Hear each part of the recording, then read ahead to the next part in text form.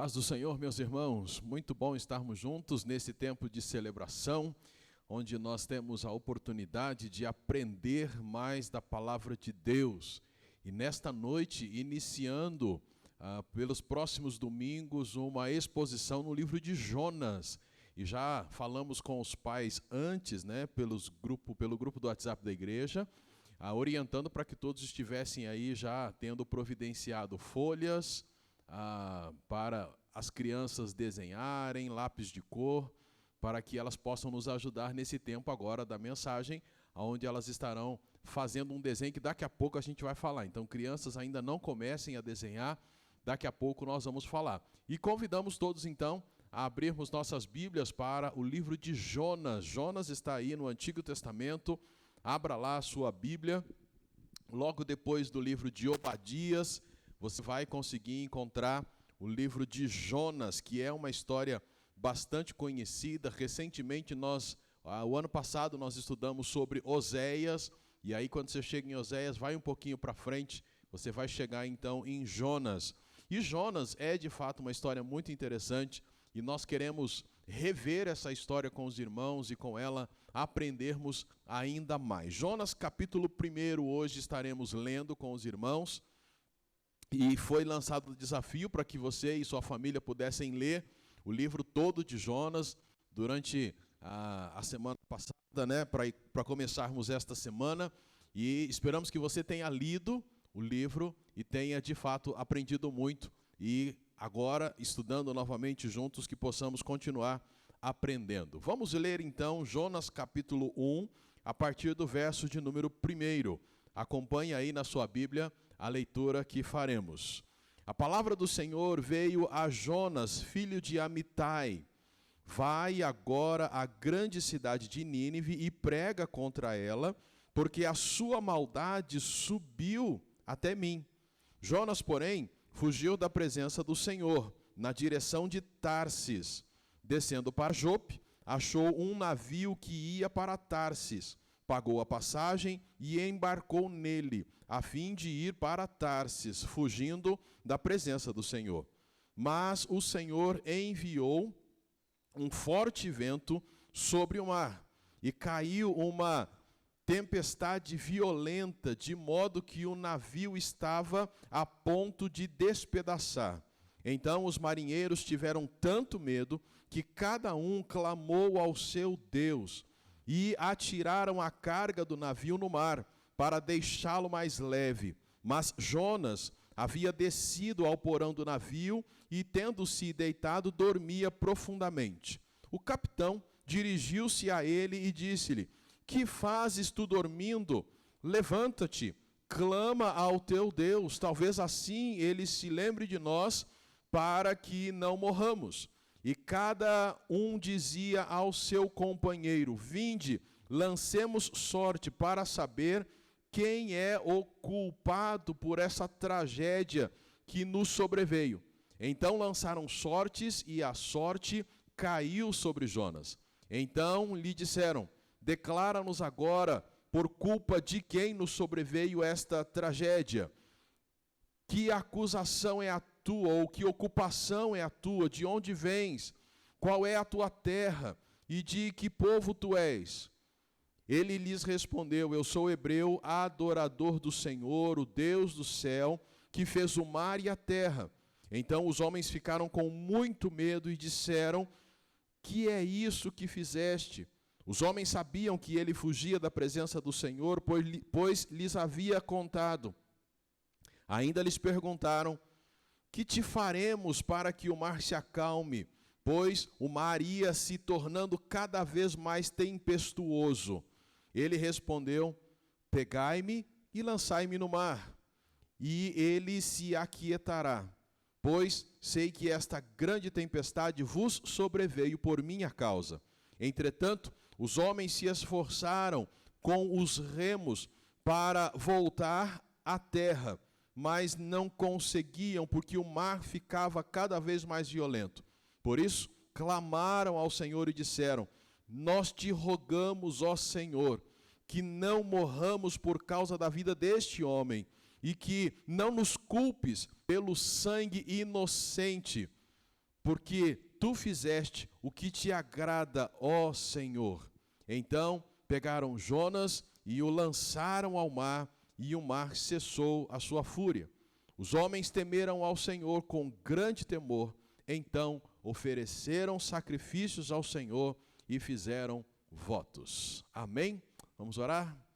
Senhor Deus e Pai, fala conosco, fala a cada coração nesta história, ou por meio desta história que nos é tão conhecida, mas com certeza, como a Tua palavra ela é inesgotável, há muita coisa que ainda devemos aprender e há lições que precisamos ouvir para então colocarmos em prática na nossa vida. Fala conosco, é o que pedimos ao Senhor, em nome de Cristo Jesus. Amém. Amém? Ok, então as crianças vão nos ajudar. E ao falar sobre o desenho, já vamos explicar qual será o foco dessas nossas mensagens, olhando para o livro de Jonas. O que as crianças vão desenhar? Então, as crianças prestem atenção.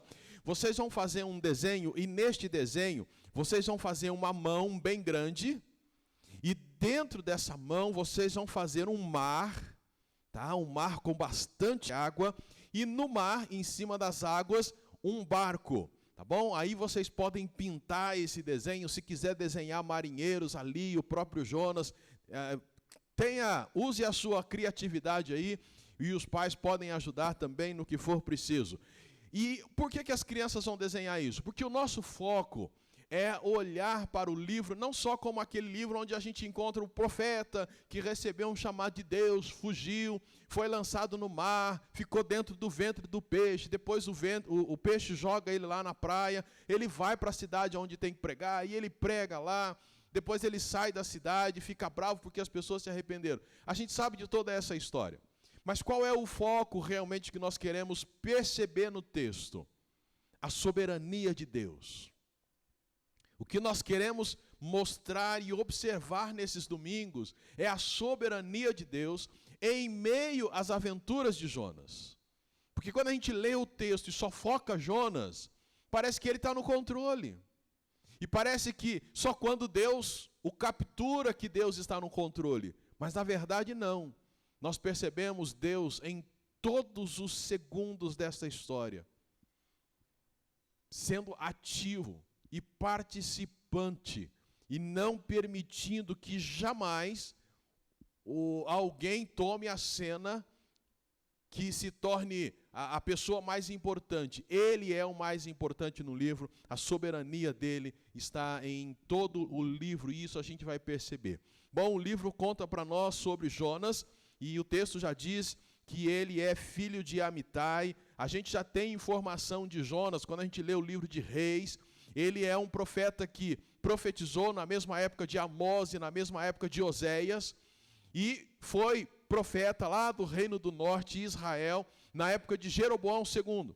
Jeroboão é bastante conhecido, e Jonas é um dos profetas que está ali naquela época. Então, a gente consegue perceber que quando a gente chega aqui no livro de Jonas, ele já tem uma história como profeta. Ele já era um profeta de carreira, podemos assim dizer, juntamente com Oséias e Amós, na mesma época, profetizando, trazendo mensagens para o povo. Uma diferença entre Jonas e os demais profetas é que Deus usa os demais profetas para levar uma mensagem ao povo. Então, eles levam uma mensagem de Deus para o povo.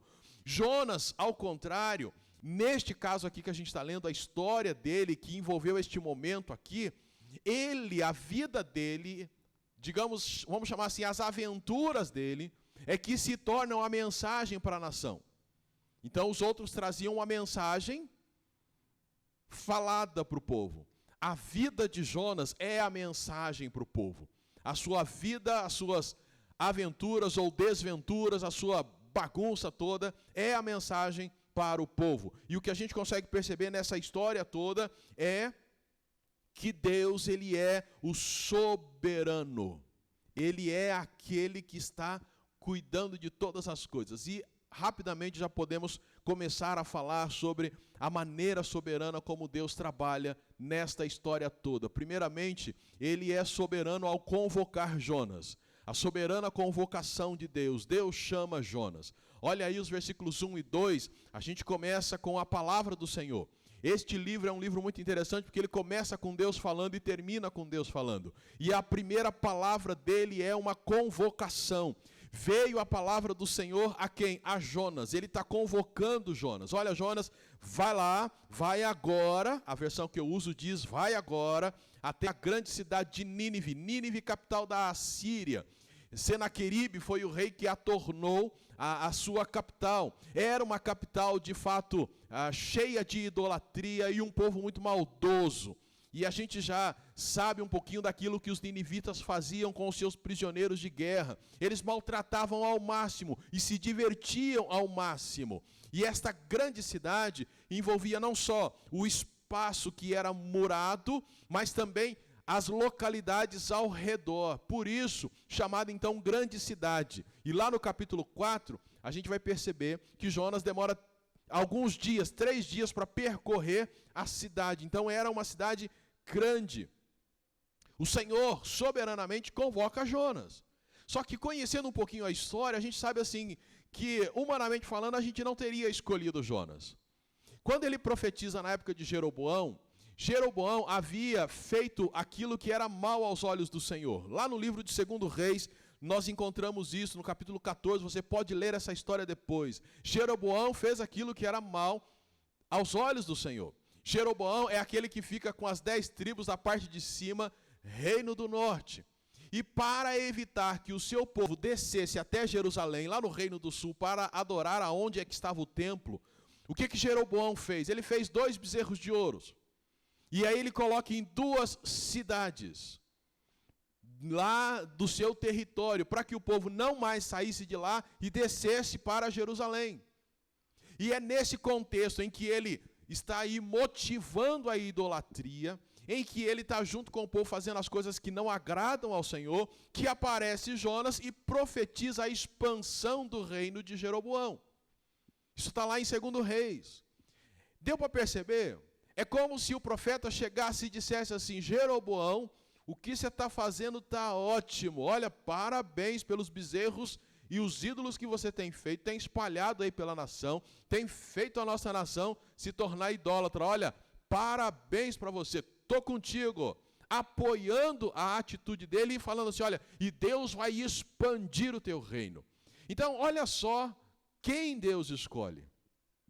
Humanamente falando, como já dissemos, não seria alguém que escolheríamos, porque a gente já conhecia, ou já tendo conhecido o que ele fez na época de Jeroboão, vou convocá-lo agora.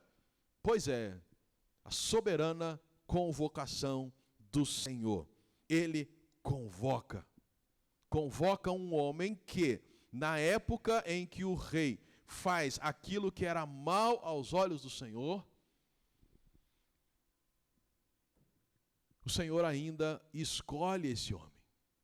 Naquela época que o rei fez o que era mal, ele foi lá e falou: olha, parabéns, Deus está me mandando dizer que ele vai expandir as suas terras, vai te abençoar. E Deus agora vem, mesmo conhecendo todo o histórico de Jonas, ele escolhe Jonas e fala: olha, vai lá à grande cidade de Nínive. O que parece é que as escolhas de Deus nem sempre têm muita lógica para nós. Pastor Josué Campanhã, ele usa uma expressão que eu gosto, ele diz assim, que Deus costuma escolher pessoas quebradas. E de fato, quando a gente começa a olhar para as Escrituras, a gente começa a perceber que ele escolhe pessoas quebradas. Por exemplo, você vê, ele escolheu Noé, um beberrão. Ele escolhe Abraão, um velho, já estava velhinho. Jacó, Jacó, era mentiroso. Moisés era gago, tinha dificuldade na fala. Gideão vivia com medo. Lembra? Gideão está lá malhando o trigo para esconder porque os midianitas iam chegar. Raabe era uma prostituta, mas o Senhor a escolheu. Jeremias no Antigo Testamento, Timóteo no Novo, eram jovens demais, não tinham experiência, mas o Senhor resolveu escolher. O Senhor escolheu Davi, adúltero e assassino. O Senhor escolhe Pedro, que negou a ele Cristo. O Senhor escolhe Maria Madalena, desacreditada pelo povo. O Senhor escolhe Zaqueu, que era corrupto. O Senhor escolhe Paulo, que era religioso demais. O Senhor escolhe Zaqueu, né? Estava morto, mas foi útil nas mãos de Deus quando trazido de novo à vida. O Senhor escolhe pessoas quebradas. O Senhor é soberano, e na história a gente vê isso. Soberanamente ele olha para Jonas e fala: é você, levanta e vai para a grande cidade de Nínive e vai fazer o que lá? Pregar contra ela, porque a maldade dela está chegando até mim. Há pecado lá e eu quero corrigir esse povo. Você vai até lá e vai falar com aquela nação, com aquela cidade. Deus, ele é soberano para escolher quem ele quer. E isto inclui você, isto inclui a mim, isso inclui nossos filhos, nossos familiares. O Senhor, ele é soberano. E aí, é claro, entendendo que Deus é soberano, que ele está com tudo nas mãos dele, né? Quando eu penso nessa ideia, eu lembro de Isaías, que fala que o Senhor coloca na palma das mãos dele, usando uma figura, toda a água dos oceanos. Então eu fico imaginando essa mão enorme de Deus, essa soberania, este controle de Deus. E ele escolhe quem ele quer. E pela história a gente tem visto, ele escolhe pessoas imperfeitas. Isto é, coloca todos nós nessa possibilidade de sermos escolhidos para sermos usados, sermos instrumento nas mãos dele. Porém, a gente descobre então que Jonas, ao receber o chamado, ele faz o quê? Ele foge. E isso nos leva para outro aspecto da soberania de Deus. A soberana permissão. Ele permitiu Jonas fugir. Veja aí o versículo 3, fala para nós que Jonas, porém, fugiu da presença do Senhor. E ele foi na direção de Tarsis, descendo para Jope, achou lá um navio que ia para Tarsis, pagou a sua passagem, pelo menos alguma coisa boa ele fez, embarcou lá nesse barco a fim de ir para Tarsis, fugindo da presença do Senhor. Olha só o que ele faz. Ele simplesmente resolve fugir. E é claro, Jonas, como profeta de Deus, ele sabia, não tem como fugir da presença de Deus. O que ele estava realmente fugindo era da missão que lhe foi passada. E ele resolve ir para Tarsis. Tarsis talvez esteja lá na região da Espanha, no sul da Espanha. Outros acreditam que esteja aqui no norte da África. Mas já há estudos mais recentes que estão sugerindo que Tarsis seria lugar nenhum. Não seria necessariamente um lugar, mas seria uma expressão tipo assim: eu vou para qualquer lugar, menos para Nínive. Seja lá como for, o que a gente descobre então é um Jonas que vai até Jope, uma cidade portuária importante naquela época, encontra um navio, sobe nesse navio e vai embora. Simplesmente isso. Eu fico imaginando Jonas, neste momento, sentindo assim: rapaz, eu consegui. Deus falou, mas eu não quero ir para lá, e se achando no controle de todas as coisas. Só que não, como é dito hoje em dia. Deus simplesmente estava permitindo. Por quê? Tem como fugir da presença do Senhor? Não. Salmo 139, versículos 7 a 10. Salmo 139, de 7 a 10, bem conhecido, diz: para onde me ausentarei ou fugirei do teu espírito? Para onde fugirei da tua presença? Se eu subir ao céu, lá tu estás. Se fizer a minha cama nas profundezas, tu estás ali também. Se tomar as asas da alvorada, se habitar nas extremidades do mar, ainda ali a tua mão me guiará. A tua mão direita me susterá. Não tem como fugir da presença de Deus. E mesmo que Jonas estava se achando no controle da coisa, da situação, ele tinha os recursos, porque ele pagou a passagem, ele tinha os meios, o barco estava lá, e ele tinha a disposição para fugir. Parece que tudo isso garante, bom, se eu quero, eu tenho os meios e tenho as condições, eu faço o que eu quiser. Mas não é assim. Simplesmente o Senhor está dando corda. É a soberana permissão de Deus que a gente vê tão atuante neste mundo. Quantas vezes você já questionou por que Deus permite isso? É a permissão. Ele está deixando, ele deixa. E aí, meu irmão, vale lembrar dessa soberania de Deus. Nós não estamos no controle, ninguém está no controle, Deus está no controle. Ao mesmo tempo que isso enche a nós cristãos de alegria, quando a gente olha para o mundo, nos enche também de responsabilidade quando olhamos para a nossa vida. Quer dizer, se o mundo está no controle de Deus, a minha vida também está. Eu não estou controlando. Eu não estou fazendo o que eu quero. A cada passo que eu dou, eu estou aqui, nas mãos de Deus. E isso é maravilhoso em termos de segurança. Mas para aqueles rebeldes é assustador, como Jonas era rebelde. Estava querendo fugir da missão que ele recebeu, fugir da presença de Deus. Para um pagão isso até teria sentido, porque os pagãos acreditavam que os seus deuses eram deuses como se fossem deuses regionais. Ele atuava ali naquela região e não em outras regiões. Mas Jonas não era um pagão. Ele era, como ele mesmo afirma no texto, adorador. Ele era temente a Deus. E conhecendo o seu Deus, Criador do céu e da terra, ele sabia, não tem para onde fugir. Mas quer saber, eu vou fugir da missão.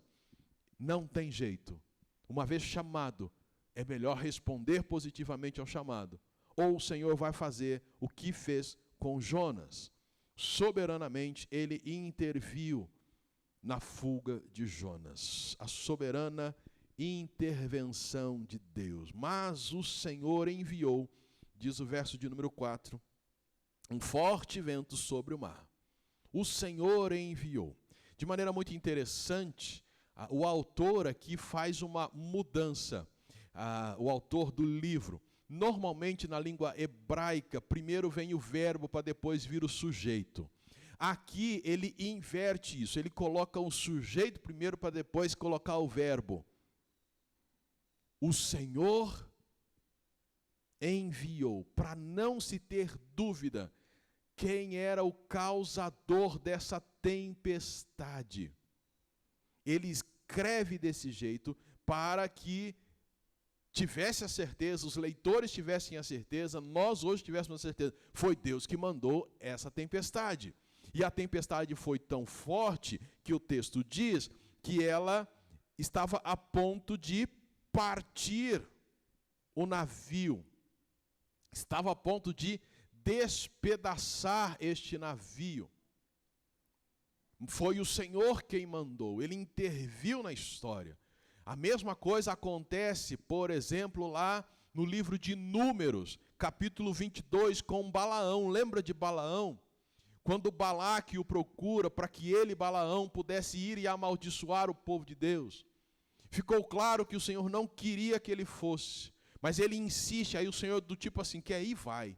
No meio do caminho o Senhor intervém, aparece à frente de Balaão. Ele, Balaão, não vê, mas a jumenta onde ele está montado, vê o anjo e empaca. E aí tem toda aquela história até que ele chega a bater na mula, a mula fala e explica para ele, eu parei por causa disso. E aí então ele enxerga o anjo. E ele mesmo diz, Senhor, eu pequei porque não sabia que o Senhor estava neste caminho ou no meu caminho.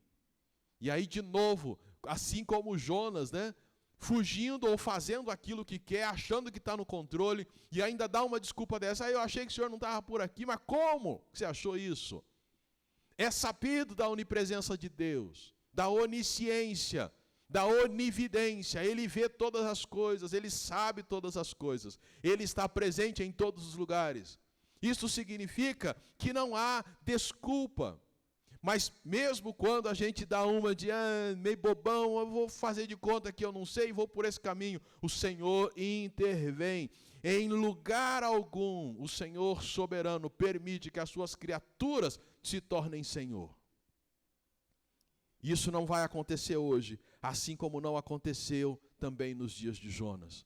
E vale a pena eu e você começarmos a observar se as tempestades que têm acontecido na nossa vida não são um útil instrumento de Deus, usado em nós, para que voltemos para o rumo que Ele já prescreveu para cada um de nós. Talvez você está vivendo coisas, passando por tempestades e colocando gente em risco, como foi no caso de Jonas, por conta da sua desobediência, Você precisa, eu preciso, se estivermos fora do caminho do Senhor, voltarmos para o caminho do Senhor. E usufruirmos da misericórdia dele, da graça dele. E isso Jonas experimentou. Porque essa tempestade poderia ter matado todo mundo. Não só a Jonas, mas também a todos os marinheiros que estavam ali no barco. E isso nos leva para o último ponto que a gente quer destacar nessa noite. A soberania da salvação. A soberana salvação do Senhor. Deus salva os marinheiros. Versículo 5 até o versículo 16 é uma narrativa que conta este evento, este momento tenso no mar que os marinheiros passam. A coisa estava tão feia, diz o versículo 5, que os marinheiros clamaram, tiveram medo e clamaram cada um aos seus deuses. Possivelmente no navio havia pessoas de várias nacionalidades. Sendo assim, cada um adorava um Deus diferente. O que o capitão pensou? Não sei quem é que está mandando essa tempestade, não sabemos que Deus está mandando essa tempestade, então vamos fazer o seguinte, vamos clamar para todos os deuses que a gente puder. Já que tem vários deuses aqui representados, né, por seus seguidores, ora para o seu Deus, ora para o seu Deus, ora para o seu Deus, e assim foi. E mais do que isso, eles começaram a tirar as coisas ao mar, jogar coisas ao mar. Diz o texto que para aliviar a carga, né, o peso do navio. E isso tornaria mais fácil a navegação.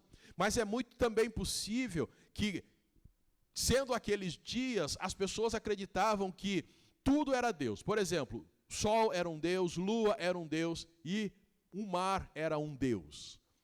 Então, se a gente não sabe quem foi, vai que é o próprio mar que está bravo, o Deus mar que está bravo, vamos jogar algumas oferendas para ele para ver se a gente acalma a ele. Então, esse jogar coisas, que basicamente a bagagem deles envolvia muito cereal, vamos jogar como uma oferenda para esse Deus mar, para que ele se acalme.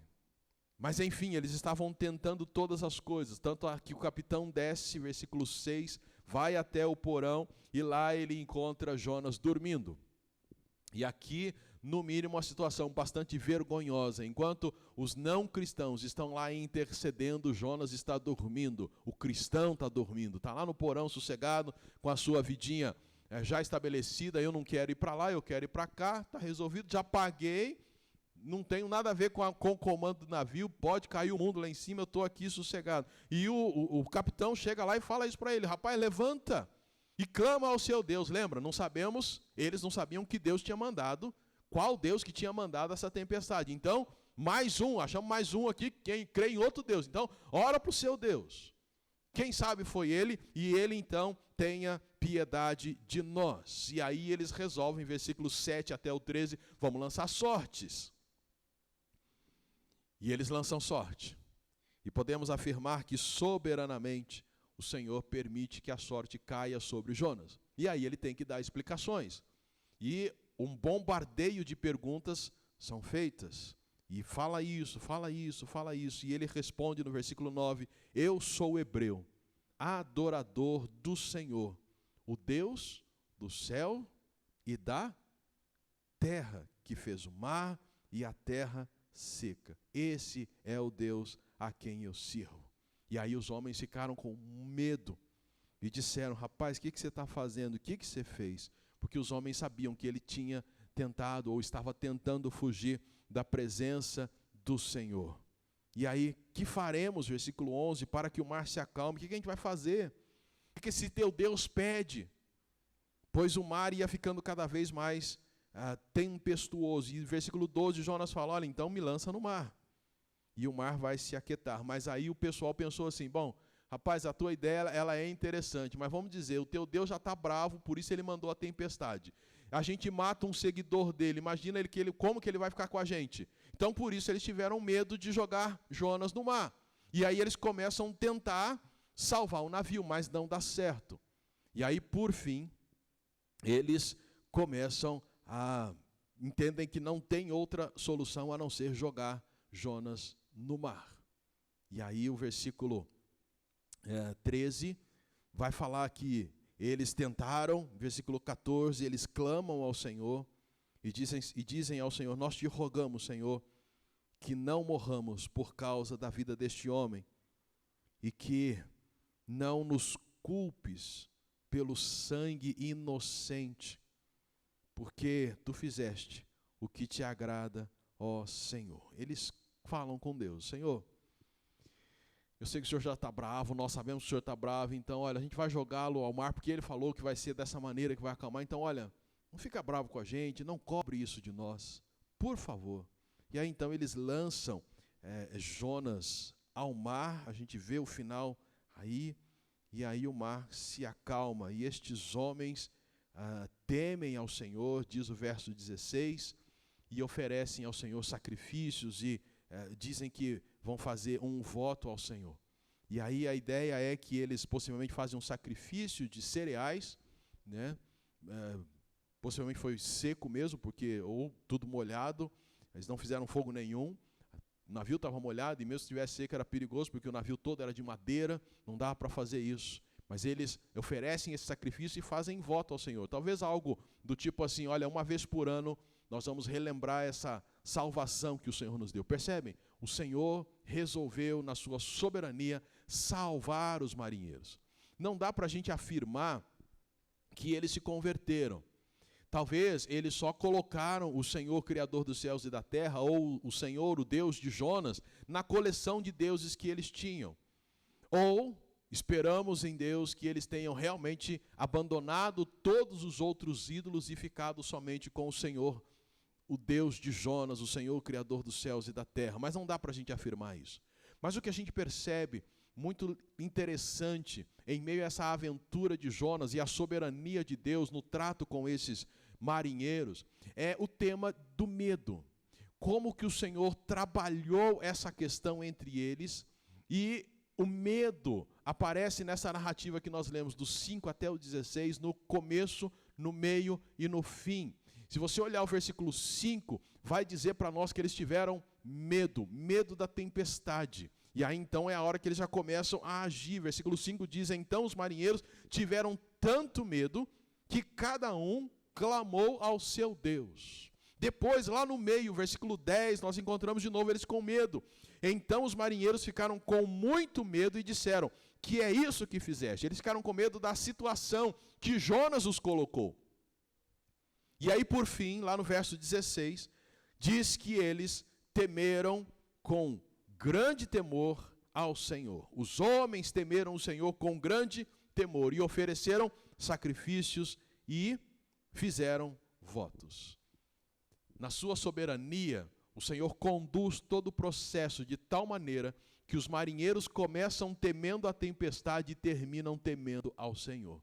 Isto é maravilhoso. A desobediência de Jonas poderia ter destruído muitas vidas naquele dia, mas o Senhor, na sua soberania, resolveu salvá-las.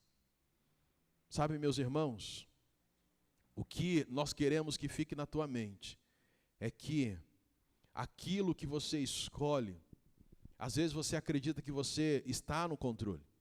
Você está fazendo do seu jeito porque você quis fazer assim e está tudo bem. Lembre-se, tudo que você decide fazer está nas mãos de Deus. Ele está conduzindo. Na verdade, você não sai do controle dele. Você, digamos assim, cirandeia debaixo dos limites que ele estabelece. Essa é a ideia da soberania de Deus.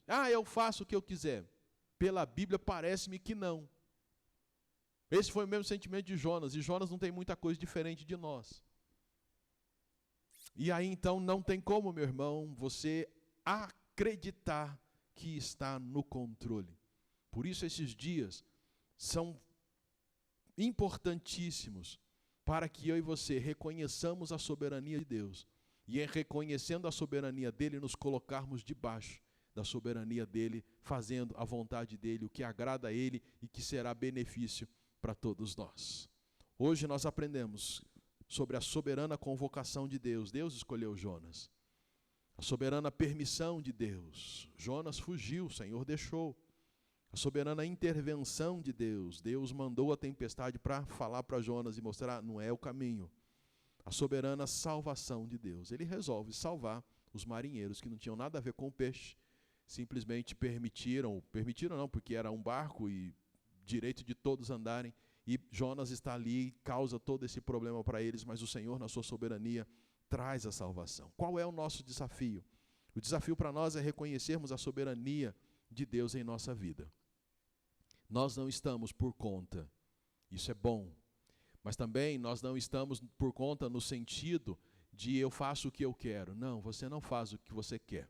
Talvez Deus permitirá você fazer o que você quer, dando talvez a você a impressão de que você está de boa, cuidando, fazendo o que você quer. Mas olha, Ele vai intervir. Em algum momento Ele vai frear a tua desventura, as suas aventuras, as suas maluquices. Ele vai frear o seu ego, Ele vai dizer, olha, tem um Senhor no céu, e com Ele não se brinca. Então, o primeiro desafio para nós cristãos, reconheçamos a soberania de Deus, reconheçamos a convocação que Ele tem feito a nós e nos dediquemos com afinco ao serviço cristão, que é de glorificar a Deus em tudo o que fazemos, espalhando o Evangelho dEle por todo este mundo. Segundo, para aqueles que ainda não entregaram a vida ao Senhor Jesus, são ainda pessoas que adoram muitos ídolos e não entenderam que o Senhor Deus é o único que deve ser adorado, aquele que é o único por meio de Jesus Cristo que nos dá a salvação. Reconheça a soberania do Senhor e o chamado dele para a salvação. E entregue a sua vida entregue a sua vida a Cristo, recebendo como Salvador da sua vida. Nós oramos para que todos nós possamos reconhecer a soberania de Deus e cada um, na sua situação, obedeça ao chamado que o Senhor tem feito. Vamos orar. Senhor Deus e Pai, muito obrigado pela Tua palavra, e a nossa oração é que todos reconheçamos a soberania do Senhor, o chamado do Senhor para cada um de nós, e que isto possa acontecer o mais rápido possível, para que desfrutemos cada vez mais do Senhor. E é isso que o Senhor deseja, é por isso que nós oramos, em nome de Jesus. Amém.